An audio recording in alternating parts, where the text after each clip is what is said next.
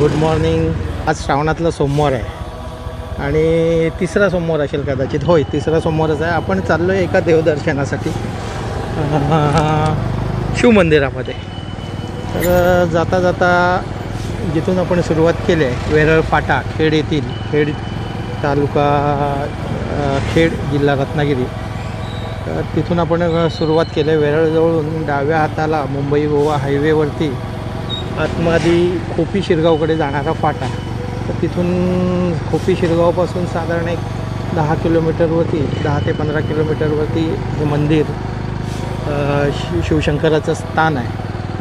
तर त्याला चकदेव असं म्हणतात. आज आपण तिथे जातो आहे. पटक्या बिडूबरोबर आपण निघालो आहे प्रवासाला. प्रवासामधले रस्ते, काही स्थळं मी आपल्याला सांगत जाईन वेळोवेळी.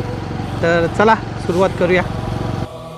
आता आपण बरोबर खोपी फाट्यावरती आलो आहे. वेरळ, हेदली, ऐनवरे, जांभूळवाडी, गुळवंडी, मिरले अशी गावं करत जवळपास 15 ते 18 किलोमीटरवरती आलो आहे. आणि इथून रघुवीर घाटाचा फाटा येतो आहे.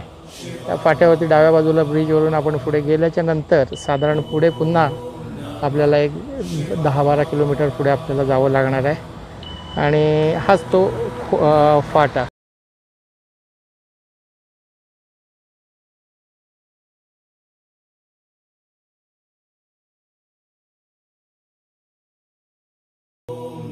जवळपास इथे रघुवीर घाटाच्या पायथ्याशी आहोत. वरती इथून शिंदी 14 किलोमीटर दिसते आणि बामणोली 40 किलोमीटर आहे. मला वाटतं बामणोली म्हटलं तर ती सातारा जिल्ह्यामध्ये येते.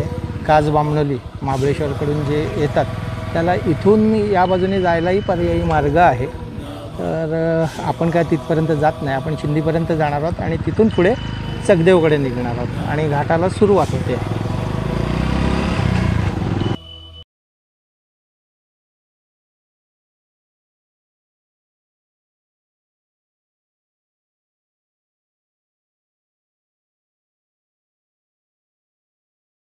त्याचा मोह काय त्याला आवरला नाही की म्हटलं थांब दादा, आपण थोडंसं शूटिंग करूया. तशी शूटिंग त्याची चालू आहे. आणि आपण घाटातलं बाकी हे दृश्य बघू शकता किती मनमोहक आहे. तर याच्याबद्दल जर कुतूहल आपल्याला वाढत असेल तर निश्चित तुम्ही भेट द्या. बाकी सगळी माहिती मी तुम्हाला या ब्लॉगमध्ये देणार आहे.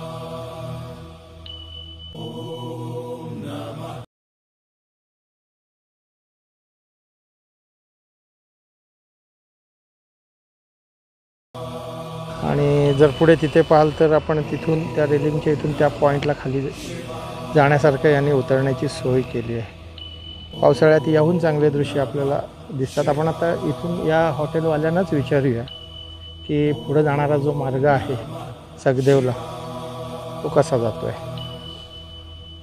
मित्रा, तुझं हे हॉटेल आहे का? अच्छा, तुझं नाव काय? धीरज.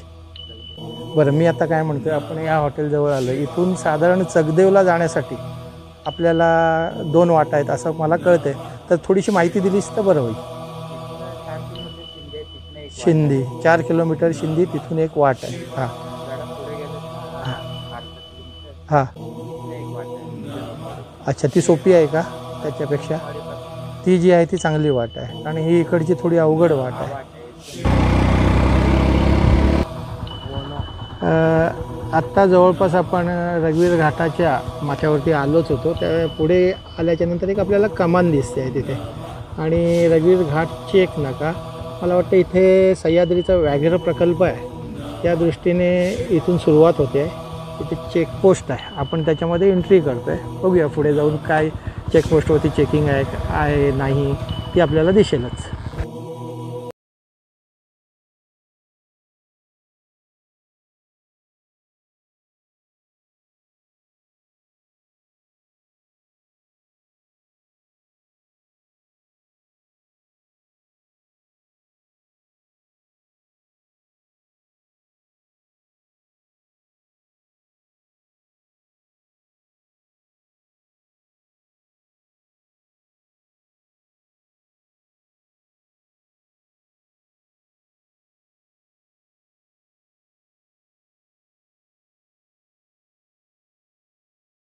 आपण पहिला जिथून वाट वरती जाते चगदेवला, इथे आता आपण उभं आहे. पाठीमागे एक बौद्धवाडी सुटले आणि इथे एक चिंदीमधला जिथं बस थांबते त्या बस स्टॉपचा फाटा आहे.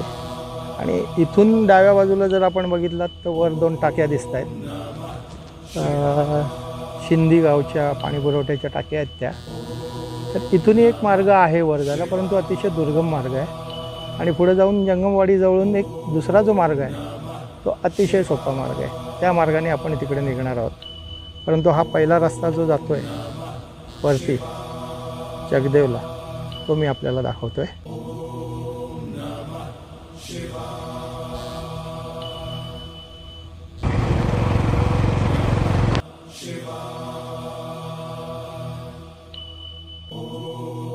जंगमवाडी काय? आम्ही चिपळूणवरून आलो आहे. होय काय? पुढून डाव्या हाताला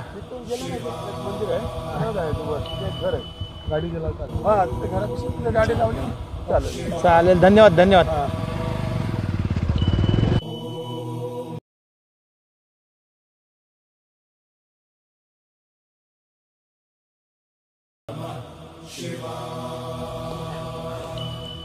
ही वाटही आपण बघू शकताय, थोडीशी खडतड, पण अवघड तर निश्चित नाही. आपण चढत चढत चाललो आहे चगदेव शिव मंदिराकडे. आपण या मार्गाने चढत असताना पुढे आल्याच्या नंतर इथले एक गावकरी आपल्याला भेटले.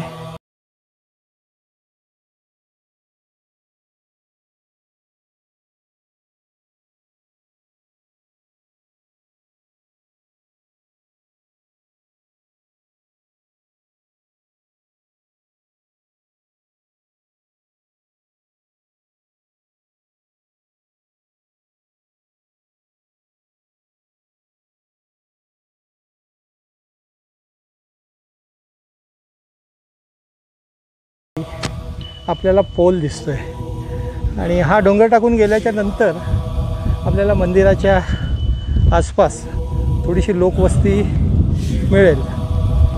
इथल्या स्थानिक लोकांजवळ बोलताना ते दिसून आलं. आता हे नाळी घेऊन चाललेली जे व्यक्ती आहे, जे गावकरी आहेत, त्यांनी आपल्याला सांगितलं वरती जंगमांची घरं आहेत. त्याच्यामुळे ही लाईट जी आलेली दिसते ती त्यांच्यासाठी प्रोव्हिजन आहे. मागच्या वेळेला आम्ही पलीकडनं गेलो होतो, नाही तर तुम्ही काय म्हणाल की अरे हा पहिला येऊन गेला आणि याला माहीत नाही. तर त्या बाजूने आम्ही प्रवेश केला होता आणि आत्ता हा जंगमवाडीकडून वरतीच चाललो आहे. पण दोघांची तुलना केली तर हा मार्ग तसा अतिशय सोपा वाटतो आहे, हा मला वाटतो आहे. पण तसा मार्ग खडतडच आहे. माझा मित्र माझी वाट बघत बसला आहे, कैलाश. चला कैलाश, निघूया आपण.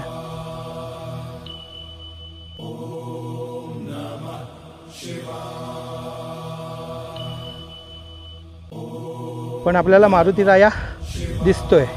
ओम हनुमते नमः. आपण दर्शन घेऊन पुढे निघायचं ना रे. चला निघतोय. जवळपास 500 पायऱ्या चढून अंदाजा आपण वर आलो आहे. वर आल्यानंतर इथे एक समोर घरासारखं स्ट्रक्चर दिसतं आहे. बघूया नेमकं काय आहे ते. ही घरं आपल्याला दिसू लागली आहेत. मला वाटतं आपण जवळपास मंदिराच्या जवळ पोचायला झालो आहे. बरीचशी घरं बंद आहेत, हा घर मात्र उघडं आहे. नमस्कार दादा. आपण जंगम समाजापैकीच ना, इथल्या देवाचे पुजारी. आपलं नाव कसं? बाबू तानाजी. आणि इथल्या देवाचे पुजारी तुम्हीच असणार ना? तुमच्यापैकी असा कोण मेन त्या मंदिरामध्ये कायमस्वरूपी पूजा करतो की तुम्ही सगळेच? नाही नाही, सगळे नाही. कायमचा पुजारी एक आहे. त्यांचं नाव कसं? रामचंद्र तुकाराम जंगम. ते मंदिरात असतात. ओके. बाकी इथं कुठलंही प्राथमिक आरोग्य केंद्र खाली नाही आहे? मग कुठे घेऊन जायला लागतं? ते पण वाहन नाही आहे आमच्याकडे. एकच वाहन येतं एसटी.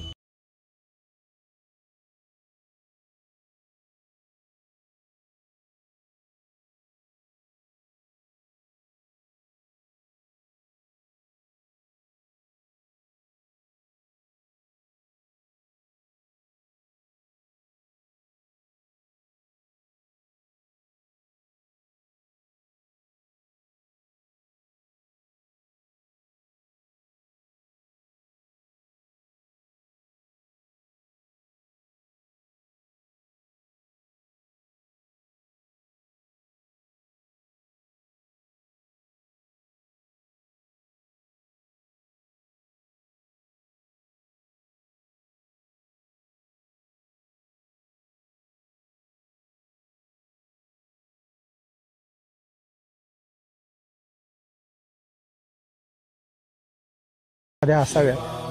पुढं आल्याच्या नंतर आपल्याला मंदिराची कमान दिसते आहे आणि त्या कमानीवर श्री शैल्य चौकेश्वर प्रसन्न देवालय, ज्याला आपण चकदेव म्हणतो, त्या देवाचं नाव हे समोर आपल्याला लिहिलेलं दिसतं आहे. पण आपल्या इथं कोकणातल्या लोकांच्या प्रचलित भाषेत काही शब्दांचा अपभ्रंश होतो. मला वाटतं तो थोडासा इथं झालेला दिसतो आहे. पण मंदिराच्या कमानीवरती जे नाव आहे ते श्री शैल्य चौकेश्वर हे शिवमंदिर आहे. आपण ह्या कमानीतून आता आतमध्ये प्रवेश करतो आहे. आमचे मित्र माझी वाट बघत इथे बसले होते. थोडा वेळ पाठीमागे राहिल्यामुळे ती जंगम लोक तिथे होती. त्या वाडी वस्तीत थोडंसं त्यांच्याबरोबर हितगुज केला आणि पुढे आलो. आता आपण निघूया आतमध्ये. मंदिराच्या सभामंडपामध्ये प्रवेश करताना चौफेर दगडी बांधकाम आहे आणि ह्या दगडी बांधकामाच्या शेजारीच ही जी पर्णकुटीसारखी दिसणारी ध्यानास्थ किंवा अशा पद्धतीने काही ध्यानधारणा करण्यासाठी बनवली असेल. पुढं येताच आपल्याला हे बाहेरचं जे आत्ता नवतर झालेलं काम दिसतं आहे. सभामंडप पण RCCमध्ये आहे. तर मंदिराच्या परिसरात फिरताना उत्तरेकडच्या बाजूला नंदी आपल्याला दिसतो आहे आणि त्यानंतर पुढे मंदिराचा गाभारा. आपण गाभाऱ्यामध्ये शिरतो आहे. गाभाऱ्यात शिरतात एक प्रचंड नंदीची मूर्ती आपल्या दरवाजाजवळ आपल्याला दिसते आहे. साधारण 3-3.5-4 फुटाची लांबी आणि उंची साधारण 3.5 फूट असा हा मोठा नंदी आतमध्ये गाभाऱ्याच्या आतमध्ये बसला.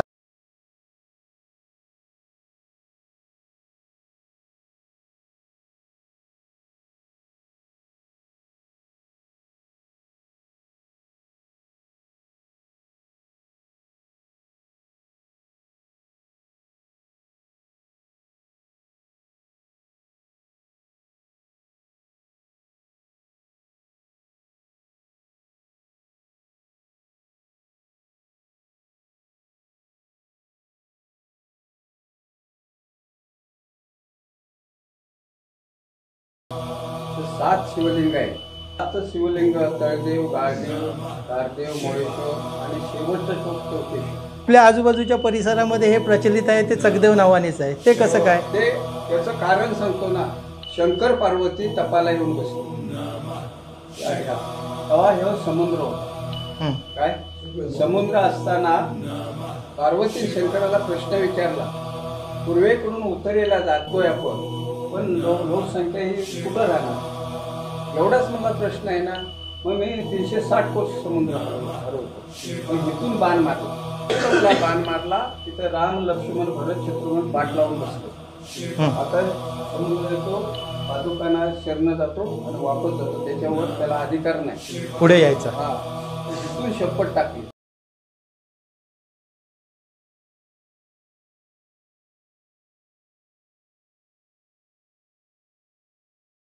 चकलं म्हणला म्हणून चकदेव नाव. शंकराचं मंदिर चकलं. हा म्हणजे बाजूला झालं चकलं. बाण मारायला अजून हवा होता. हा, तो म्हणला चुकलं. अच्छा. हा, चकलं नाव. त्यानंतर पाची पांडव आलं. एक नंबर हे दगड आणला कुठला, काय केलं हे कुणाला कळत. आंबवलीत उतरल्यानंतर पायी चढायला 1.5 तास लागतो. म्हणजे इथून येताना पण साधारण 1.5 तासच जातोय ना. शॉर्टकट आहे. म्हणजे आंबोली मार्गे हा शिडीचा जी वाट आहे ती आंबोली मार्गे. बरं, ही जी आपल्या मला जी तुम्ही माहिती दिली त्याबद्दल धन्यवाद. मगाशी बोलता 2 मिनटं बोलता एक विषय राहून गेला की इथं जो तुम्ही आंबोली म्हणताय, आंबोलीच्या इथून एक शिडी आहे वर यायला, चालत तिथनं आपण येऊ शकतो. त्याचप्रमाणे एक राज्यमार्ग पण खालून येतो आहे. त्याची परिस्थिती आत्ता काय? हे राज्यमार्ग पूर्वीचा सातारा ते रत्नागिरी, हे खेड तालुक्यामध्ये राजमार्ग म्हणून आंबवली घाट काय, हा संपूर्ण आंबवली गावाने धनगरवाड्यापर्यंत व्यवस्थित केला आहे. सातारा जिल्ह्यात घाटमाथ्यापर्यंत व्यवस्थित केला. आता फक्त 2 किलोमीटर राहिलेला आहे. बरं, हा रस्ता झाला तर त्याचा फायदा आपल्याला होईल का? फायदा म्हणजे हा पोलीस राजाचा हा रोड शॉर्टकट आणि चांगला, बिना काड्या पडणार नाही, काय नाही, असं मैदानी अशी व्यवस्थित लाईन आहे या म्हणजे राजमार्गावर. तुमच्या बोलण्यावरून आपण थोडंसं शासनाला विनंती करायला पाहिजे होय, होय. की हा रस्ता लवकरात लवकर. मिळावा आणि तो व्हावा. पौराणिक कथेप्रमाणे इथं खाली समुद्र होता असं आपल्या पुजाऱ्यांचं म्हणणं येतं आहे. आणि त्याच्यानंतर इथून जो बाण मारला गेला, इथून जो समुद्र हटला तो परशुरामाच्या पायापर्यंत. आणि आता हा जो सगळा खोलगट भाग दिसतोय हा डोंगरदऱ्यांचा भाग आहे. आंबोली. आणि समोर दिसतोय तो आंबोलीचा पट्टा दिसतोय. म्हणजे जो शिडीचा विषय जो होता किंवा जी शिडी स्थित आहे ती पुढच्या डोंगरावरती आहे. 3 मार्गाने आपण इथं येऊ शकतो. हा चौक बघितलात जिथून ईश्वर पार्वतीने किंवा शंकर पार्वतीने बाण मारला होता. खालचा भाग सगळा रिकामा झाला, मी तुम्हाला सांगितलंच. आणि तो परशुरामाच्या पायापुढे समुद्र निघून गेला. तर असं हे नयनरम्य ठिकाण चगदेव. तर इथे येण्यासाठी 3 मार्ग आहेत. 2 मार्ग खालून शिंदीतून वळवणा मार्गे येणारा एक रस्ता जंगम यांच्या घरांकडून. दुसरा रस्ता जो आहे तो थोडा खडतड दुर्गम आहे, बस स्टॉप जवळचा शिंदीचा. आणि तिसरा रस्ता जी शिडी आहे लोखंडी प्रचंड, तिथून खाली आंबोलीतून आपण वर येऊ शकतो. अशा 3 मार्गाने आपण या देवाजवळ येऊ शकतो, मंदिराजवळ येऊ शकतो. आपल्याला या सगळ्या माहितीबरोबर हा जर व्हिडिओ आवडला असेल तर नेहमीप्रमाणे या भटक्या व्हिडिओला लाईक करा, सबस्क्राईब करा आणि शेअर करा. धन्यवाद.